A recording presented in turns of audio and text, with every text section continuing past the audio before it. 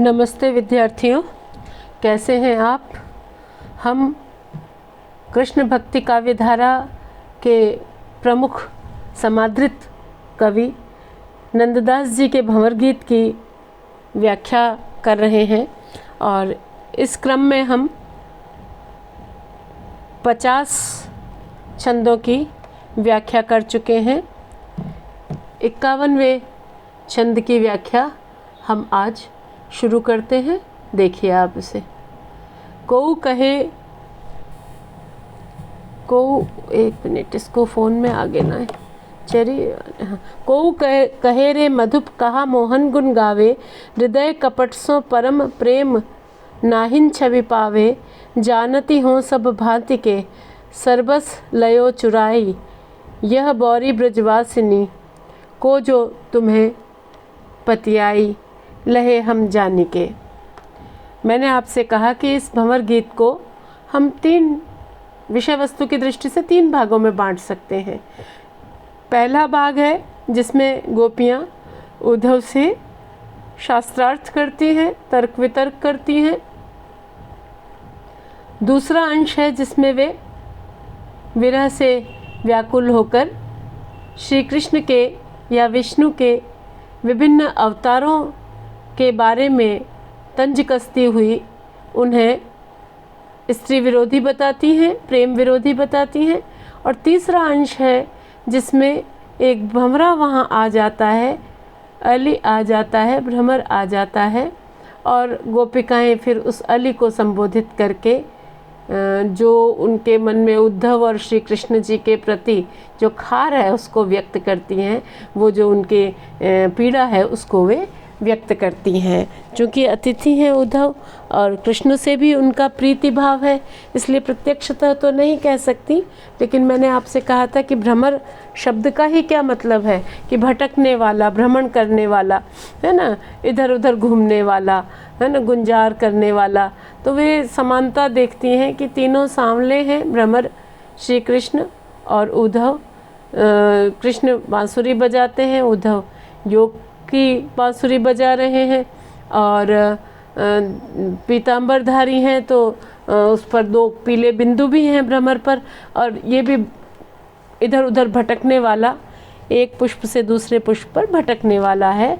मधु संचय के लिए ये भी जो है उपवन में घूमता है, तो भ्रमणशील भी है, इसलिए जो है। और फिर ये जो भंवर शब्द है ये लोक में प्रिय का भी सूचक है ना। आप राजस्थानी, पश्चिमी राजस्थानी के का कोई भी गीत उठा लीजिए, है ना, भंवर शब्द वहाँ प्रिय का या प्रियतम का परिचायक है। तो इस तरह लोक जीवन में भी प्रिय को भंवर कहने की परंपरा रही है, राजस्थान में तो कम से कम रही है। तो इस तरीके से जो नंददास जी हैं उनकी गोपियाँ अपनी बात कहती हैं। हम तीसरा अंश देख रहे हैं जिसमें वो भ्रमर को संबोधित करके अपनी व्याकुलता को व्यक्त कर रही हैं या उपालंभ दे रही हैं, उलाहना दे रही हैं। को कहे रे मधुप कहा मोहन गुण गावे। कोई गोपी कहने लगी कि अरे मधुप, मैंने कहा था कि यहाँ उद्धव की तरफ व्यंग है कि अरे मधुप, तू क्या मोहन के गुण गाता है। हृदय कपट सो परम प्रेम नाहिन छवि पावे। उच्च कोटि का प्रेम तेरे लिए नहीं है क्योंकि तेरे हृदय में तो कपट है, तेरा हृदय छल से भरा हुआ है। ऐसे में अगर तू कृष्ण के को अपना मित्र बताता है तो कृष्ण के प्रति तेरा प्रेम भाव नहीं है क्योंकि तेरे मन में कपट है। इसलिए जो परम प्रेम है वह तेरे लिए नहीं है, तेरे से सुशोभित नहीं होता। जानती हो सब भांति के सरबस लयो चुराई। हम जानते हैं कि कृष्ण ने हमारा सर्वस्व चुरा लिया है, सर्वस्व छीन लिया है, यानी हमारे मन का हरण कर लिया है, मन को मुग्ध कर लिया है। ऐसी बहु ब्रजवासिनी, यह बौरी ब्रजवासिनी को जो तुम्हें पतियाई, है ना। यहाँ अब कौन इस ब्रज में रहने वाली गोपी ऐसी बावली होगी जो तुम्हें पतियाई, जो तुम्हारा भरोसा करे, है ना। गोपियों के कहने का मतलब है कि हे उद्धव, तुम जितना हमें भोले समझती हो उतना भोले भी समझते हो, उतना भोले भी हम नहीं हैं, है ना। लहे हम जाने के, हमने तुमको भली भांति समझ लिया है, भली भांति जान लिया है ना। क्या जान लिया है कि तुम्हारे हृदय में कपट है। तुम अगर कृष्ण के मित्र हो तो कृष्ण का हमें दर्शन करवाते, तुम तो कृष्ण के प्रति भी कृष्ण के प्रेम से हमें विमुख करना चाहते हो, तो तुम तो कृष्ण के सच्चे मित्र भी नहीं हो, तुम्हारे हृदय में कपट है। यह बौरी ब्रजवासिनी को जो तुम्हें पति आई, यहाँ कोई ऐसी भोली या कोई बावरी ब्रजवासी नहीं है, हम बावरी गोपिका नहीं है जो तुम्हारे कहे हुए का विश्वास करें या तुम्हारे कहे हुए को जैसा तुमने कहा है वैसा का वैसा ही मान लें। लहे हम जाने के, क्या कहती हैं कि हम तो तुम्हें अच्छी तरह से जानती हैं, तुम्हारे कपट भाव को हम अच्छी तरह से समझ चुकी हैं। अगला छंद देखिए। को कहे रे मधुप, कौन कहे तुम मधुकारी, लिए फिरत मुख जोग गांठ प्रेमी बदकारी। रुधिर पान कियो बहुत के, अधर अरुण रंग रात। अब ब्रज में आए कहो, करन कौन को घात जात किन पात की। थोड़ा क्रूर हो जाती हैं गोपिकाएं, थोड़ा उग्र हो जाती हैं, है ना। उद्धव को उलाहना देते समय या उनका तिरस्कार या व्यंग करते समय। को कहे अहो मधुप, कौन कहे तुम मधुकारी। कोई गोपी कहने लगी कि अरे भ्रमर, तुझे मधुकारी, है ना, मधु संचय करने वाला कौन कहेगा। मधुकारी, मधु संचय करने वाला। लिए फिरत मुख जोग गांठ प्रेमी बदकारी। तुम तो प्रेमी को मारने वाली योग रूपी विष की गांठ लिए हुए फिरते हो। प्रेमी को यानी तुम तो प्रेम का नाश करने के लिए, प्रेमा भक्ति का नाश करने के लिए योग साधना रूपी विष की गांठ, जो कि प्रेमी के लिए वधकारी है, उसको मारने वाली है, उसको दुखी करने वाली है, व्याकुल करने वाली है, ऐसी गांठ उठाए हुए तुम घूमते हो, ऐसा बोझा उठाए हुए तुम घूमते हो। तुम मधु संचय करने वाले नहीं हो। रुधिर पान किए बहुत के, अधर अरुण रंग रात, है ना। तुमने न जाने कितनों का रुधिर पान किया है ना। फूलों का रस को यहाँ रुधिर कहा है। तुमने न जाने कितने फूलों का लहू पिया है, तभी तो तुम्हारे होठ, है ना, अधर अरुण रंग, लाल रंग से रंगे हुए हैं। तुम्हारे अधर इसीलिए लाल रंग से रंगे हुए हैं क्योंकि तुमने न जाने कितने फूलों का लहू पिया है, न जाने कितने है उद्धव, तुमने न जाने कितने प्रेम भक्त साधकों को योग साधना का जहर पिलाने की कोशिश की है। योग साधना का जहर लिए हुए तुम घूमते हो। अब ब्रज में आए कहो, करन कौन को घात। अभी तो तुमने न जाने कितनों का तो वध कर दिया, न जाने कितनों को मार दिया, न जाने कितनों को व्याकुल व्यथित कर दिया, और अब इस गोकुल में तुम किसको मारने आए हो, किसकी बात करने आए हो। अब ब्रज में आए कहो, करन घात माने मारना है। तुम दुष्ट हो, तुम पापी हो, है ना। इस गोकुल में किसको मारने आए हो, किसका घात करने आए हो। जात किन पात की, क्या कहती हैं कि हे उद्धव, तुम तो बड़े पापी हो, दुष्ट हो, है ना। जात किन, यहाँ से चले क्यों नहीं जाते। यहाँ हमारे सामने अब भी इतना उलाहना देने पर भी तुम हमारे सामने क्यों खड़े हो, है ना। इस तरीके से गोपिकाएं उद्धव से अपने मन की व्याकुलता को व्यक्त करती हैं। आइए अगला छंद देख लेते हैं। को कहे रे मधुप, प्रेम षटपद पशु देखियो। अबलो इहि ब्रज देश माही को नहीं विसेख्यो। द्वैसिंह मुख ऊपर जमे, कारो पीरो गात। खल अमृत सम्मान ही, अमृत देखी डरात। बाद यह रसिकता, क्या कहती हैं कि यह जो तुम षटपद, भ्रमर के कितने 6 पाँव होते हैं, इसलिए उसको षटपद भी कहते हैं। को कहे रे मधुप, प्रेम षटपद पशु देखियो। कि ये प्रेम का सुख तो इस 6 पाँवों वाले भंवरे नहीं देखा जाना है। क्या कह रही हैं गोपियाँ, गोपिकाएं यहाँ व्यंग कर रही हैं कि हम तो जानती ही नहीं है प्रेमा भक्ति, केवल तुम ही हो जो प्रेमा भक्ति को जानते हो या मानते हो। तुम जो षटपद भ्रमर को कहा है, को कहे रे मधुप प्रेम षटपद पशु देखियो, यह प्रेम का सुख तो इस 6 पाँवों वाले पशु भंवरे ने ही देखा है। अब लो यहीं ब्रज देश माहू कोई नहीं बिसेख्यो, अब तक इस ब्रजभूमि में तो प्रेम को कोई जानता ही नहीं था, तुम ही हो जो यहाँ लेकर के आए हो हमारे लिए उपदेश। हम तो जैसे कुछ जानते ही नहीं हैं, है ना। तुम्हारे बिना तो इस ब्रजमंडल में सारा सूना पड़ा था, सन्नाटा पड़ा था। तुम आए और तुम हमें सिखा रहे हो, ज्ञान सिखा रहे हो। तो कहती हैं कि तुम क्या बहुत प्रेमा भक्ति के बहुत बड़े जानकार हो जो हमें सिखाने आए हो, है ना। विशेख्यो यानी विशेष रूप से अब तक क्या ब्रजमंडल में कोई प्रेम भक्ति नहीं जानता था, किसी ने नहीं समझा था इस बात को।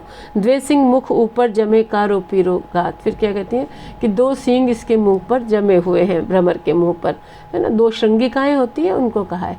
भौरे के मुंह पर 2 आगे ऐसे लंबे बाल होते हैं और काला पीला शरीर होता है भंवरे का। तो कहा है कि 2 सींग तो इसके मुख पर जमे हैं और काला पीला। कोई पहले भी तो कहा है कि देख ले आरसी, तुम अपने दर्पण में मुंह देखो, तुम कितने की श्रेष्ठ लग रहे हो, कितने श्रेष्ठ हो, कितने सुंदर हो, कितने तुम्हारी भावना सुंदर है, तुम्हारे गुण अवगुण क्या हैं, तुम खुद ही देख लो। तो यहाँ भी कहती हैं कि काला पीला तुम्हारा शरीर है ना। खल अमृत सम मान ही अमृत देख ही डरात, है ना। तुम तो खल हो, दुष्ट हो, मूर्ख हो, है ना। खल को तो अमृत के समान मानते हो और अमृत को देख करके डरते हो, है ना। जो भक्ति जो अमृत के समान है उसको तो तुम छोड़ते हो, उसे ग्रहण नहीं करना चाहते, और जो योग साधना है वो विष के समान है, उसको तुम अपनाना चाहते हो। तो तुम तो मूर्ख हो, है ना। अमृत को और जो विष है उसको समान मान रहे हो और अमृत को देख करके डर रहे हो। जो दुष्टता है यानी जो योग साधना है उसको तो तुम अपना रहे हो और भक्ति के अमृत को देख करके डर रहे हो। फिर क्या कहती है, बाद यह रसिकता, तुम्हारी यह रसिकता यहाँ जो योग साधना और प्रेम के और संकेत है कि तुम्हारी यह जो रसिकता है यह व्यर्थ है ना। योग और प्रेम की ओर संकेत है कि यहाँ तुम्हारी जो तुम अपने आप को रसिक होने का जो दावा कर रहे हो या तुम ये जो बताना चाहते हो कि तुम कृष्ण के मित्र हो, तो ये तुम्हारी जो है रसिकता, तुम्हारी यह रसिकता व्यर्थ है। यहाँ जो योग और प्रेम की ओर संकेत है इसमें, और श्लेष और अप्रस्तुत प्रशंसा अलंकार इसमें है। चलिए एक छंद और देख लेते हैं, एक क्या अभी 2 और देखेंगे हम। कोऊ कहे रे मधुप तुम्हें ज्ञान उल्टो ले आयो, मुक्ति परे जे रसिक तिन्ह फिर कर्म बतायो, वेद पुराणन सार को मोहन गुण गही लेत, तिनको आत्म सिद्धि की फिर संथा देत, जोग चटसार में। क्या कहते हैं देखिए आप इसको, 1 मिनट। कोऊ कहे, कोई गोपिका कहने लगी कि हे भ्रमर तुम्हें ज्ञान उल्टो ले आयो, तुम्हारा ज्ञान जो है ना वो सहज ज्ञान नहीं है, सीधा ज्ञान नहीं है, ये तुम्हारा तो उल्टा ज्ञान है। हे भ्रमर, हे मधुप, तुम उल्टा ज्ञान लेकर आए हो यहाँ पे। उल्टा कैसे कि मुक्ति परे जे रसिक तिन्हें फिर कर्म बतायो। जो रागानुगा भक्त है ना, श्री कृष्ण के भक्त जो भक्ति के कारण मुक्त थे, है ना, रसिकता के कारण मुक्त थे, प्रीति भाव के कारण मुक्त थे, रस सिद्धि के कारण मुक्त थे, यानी मुक्ति को पा चुके थे, उन्हें फिर कर्म बतायो। जो कर्म के प्रभाव से मुक्त हो चुके थे उनको तुमने फिर कर्म के मार्ग पर डाल दिया, फिर उनको तुमने कर्म का मार्ग बता दिया, है ना। यानी अच्छे कर्म करो, योग साधना के कर्म करो तो मुक्ति मिलेगी। गोपियाँ कहती है कि चाहे अच्छे कर्म करो, चाहे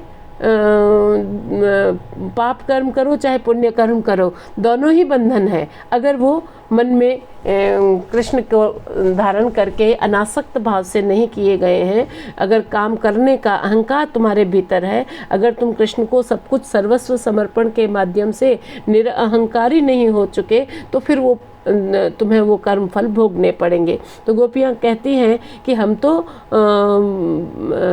भक्ति के कारण, अनन्य प्रेम के कारण वैसे ही मुक्त हो चुकी थी, और तुमने हमें वापस कर्म के रास्ते पर डाल दिया, तो तुम्हें ज्ञान उल्टो ले आयो, है ना।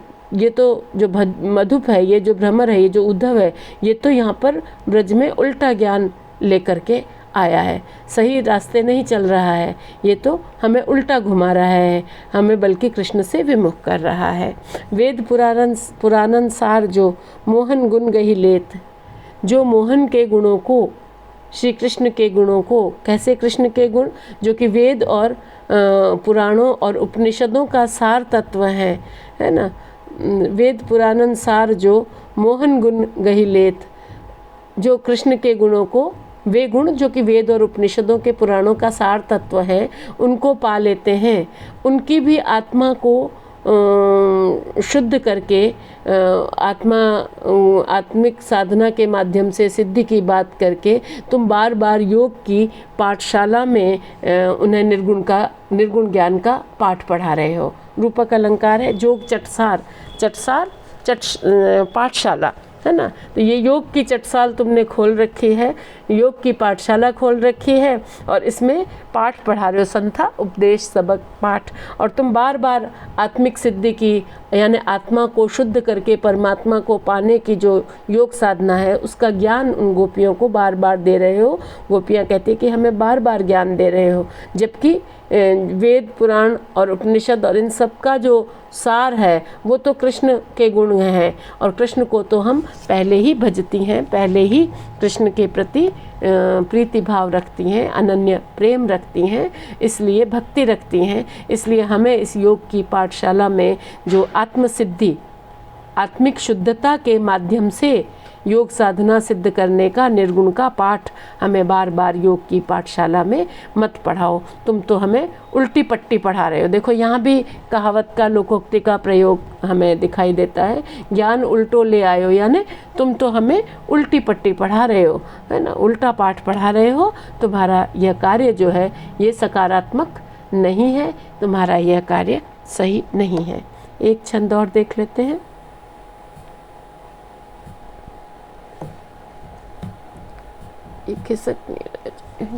को कहे अहो मधुप निगुण निर्णय बहु जानो, तर्क वितर्क निजुक्त शास्त्र हूते बहु आनो, पे इतनो नहीं जानही वस्तु बिना गुण नाही, निर्गुण शक्ति जो शाम की लिए सगुनता माही। फिर पहले हमने कहा भी था आपको कि जो नंददास जी की गोपिकाएं हैं वे, उनमें तार्किकता और बौद्धिकता अधिक है सूर की गोपियों से, और वे जो है ज्ञान के स्थान पर प्रेम और भक्ति की स्थापना कर रही हैं, खंडन मंडन कर रही हैं, और उद्धव के सारे तर्कों को काटते हुए ज्ञान पर अनन्य प्रेम की महत्ता का बखान यहाँ कर रही हैं। तो क्या कहती हैं गोपिकाएं? ये प्रसंग तो देखिए उपालंब का ही चल रहा है, मधुप वाला, मधुप को संबोधित ही ये छंद है, लेकिन इसमें थोड़ा सा तर्क वितर्क है। को कहे अहो मधुप निगुण निर्णय बहु जानो, हे भ्रमर, हे उद्धव, निगुण निर्णय बहु जानो।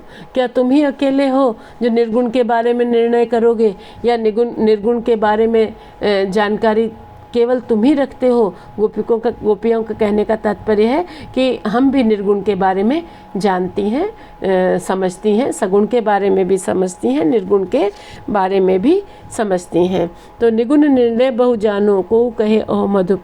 कोई गोपी कहने लगी कि हे उद्धव, तुम अकेले ही हो जो निर्गुण के बारे में निर्णय करोगे, या तुम निर्गुण के बारे में ज़्यादा जानकारी रखते हो या ज़्यादा ज्ञान रखते हो? तर्क वितर्क निजुक्ति शास्त्र होते बहु आनो।